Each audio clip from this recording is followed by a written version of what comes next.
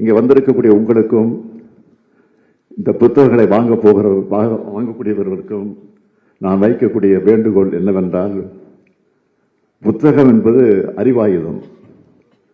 பயன்படுத்தாமல் விட்டா ஆயுதம் துருப்பிடிச்சிடும்.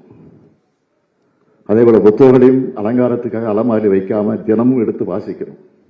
அப்பதான் நம்முடைய மூளையும் துருப்பிடிக்காம இருக்கும், புதிய சிந்தனைகள் பிறக்கும். இன்னைக்கு 30 செகண்ட் ரீல்ஸ் வீடியோவை கூட முழுசா பார்க்காம ஸ்கிப் பண்ற அளவுக்கு எல்லாமே வேகமா போயிட்டு இருக்கு. இந்த அடிஷனால எந்த விஷயத்திலையும் ஆழ்ந்த கவனம் செலுத்த முடியாம இளைஞர்கள் தவிக்கிறாங்க. ஆனா குட் திங்ஸ் டேக் டைம்னு அவங்க புரிஞ்சுக்கணும். இது போன்ற சூழ்நிலையில புத்தக வாசிப்பு தான் மனதை ஒருமுகப்படுத்துகிற மெடிடேஷன். அதனால நீங்க எவ்வளவு பிஸியான வேலைகள் இருந்தாலும் ஒரு நாளைக்கு ஒரு அரை மணி நேரம் அல்லது ஒரு 15 நிமிடமாவது புத்தகங்களை வாசிங்க. உங்களை பார்த்து வீட்டில் இருக்கக்கூடிய குழந்தைகளும் இதை ஃபாலோ பண்ணுவாங்க.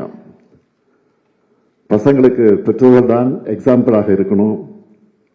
மாவட்டந்தோறும் புத்தக திருவிழாக்கள், ஜனவரியில் நான் தொடங்கி வைக்க இருக்கிற சென்னை புத்தக கண்காட்சி, அண்மையில் இளைஞரணியின் செயலாளர் உதயநிதி நடத்தின அறிவு திருவிழா, இதெல்லாம் ஆழ்ந்த வாசிப்பை நோக்கி இளைஞர்களை நகர்த்துகிற முயற்சி தான்.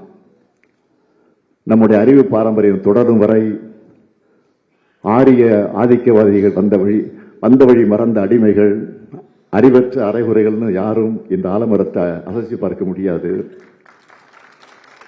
இங்க அறிவுக்கு அணையாம இருப்பதால் தான் நம்ம ஊர் கலவரத்தைய பத்த வைக்க முடியல. வாசிப்பும் வளர்ச்சியும் ஒன்னோட ஒன்னா தொடர்புடையது.